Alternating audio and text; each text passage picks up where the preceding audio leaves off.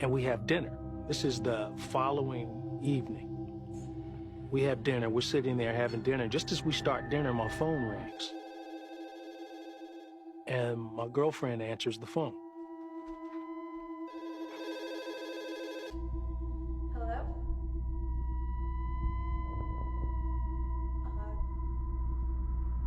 Hang on a minute. All the color went out of her face. And I knew something was wrong. I'm like, what's wrong? And she's stunned. She says, a collect call from Adrian. I knew something was wrong.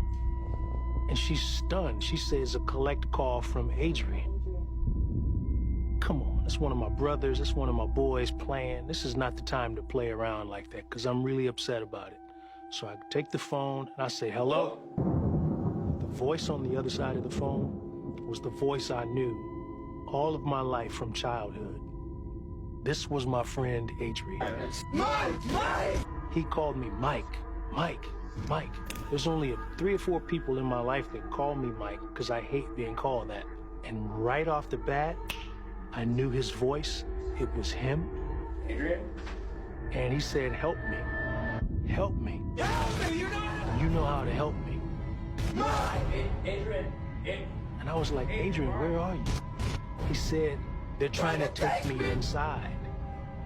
I ran away. Help me. You gotta help me right now before they get back. And then I can hear all these voices screaming at him for being on the phone. I could hear a sound behind him that sounded like I'm only reminded of when I'm near a roaring fireplace or a barbecue pit, when you can hear the heat cut through the air, but it was magnified, and I could hear people screaming and arguing with him, and then I could hear him begin to fight. And I could hear that he was overpowered, and he kept screaming, no, let me go, no, I'm not going, I'm not going, I don't want to go there. Adrian, where are you? And he was screaming my name. Mike! Phone just went dead. The sound dissipated, and that was it. I stood there for minutes.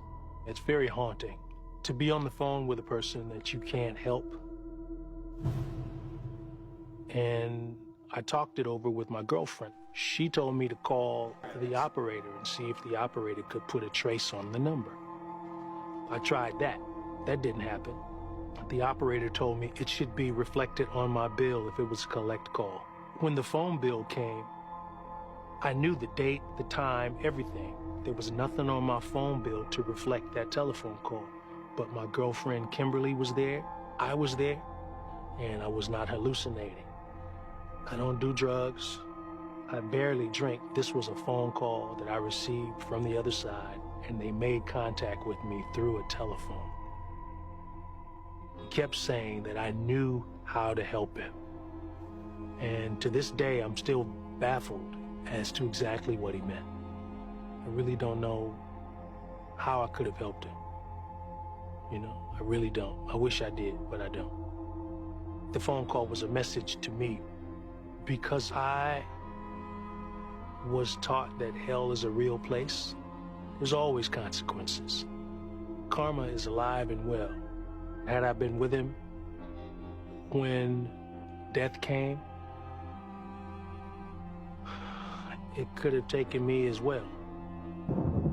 I know that the spirit world is very real, but I would just say, don't be afraid. Just make sure that you walk in the light. That's it. That's the only protection you have.